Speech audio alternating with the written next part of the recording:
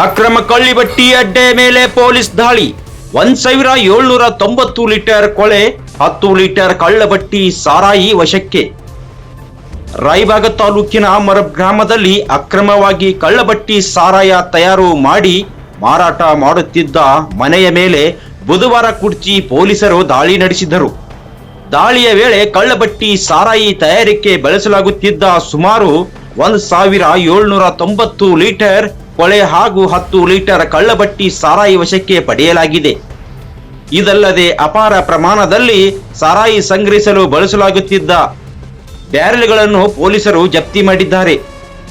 ಈ ಪ್ರಕರಣಕ್ಕೆ ಸಂಬಂಧಿಸಿದಂತೆ 3 ಆರೋಪಿಗಳಲ್ಲಿ 2 ಪರಾರಿಯಾಗಿದ್ದು, ಒಬ್ಬ ಆರೋಪಿಯನ್ನು ಬಂಧಿಸಿ ನ್ಯಾಯಾಂಗ ಬಂಧನಕ್ಕೆ ಒಪ್ಪಿಸಲಾಗಿದೆ. ಈ ಕುರಿತು ಕುಡ್ಚಿ ಪೊಲೀಸ್ ಠಾಣೆಯಲ್ಲಿ ಪ್ರಕರಣ ದಾಖಲಾಗಿದೆ.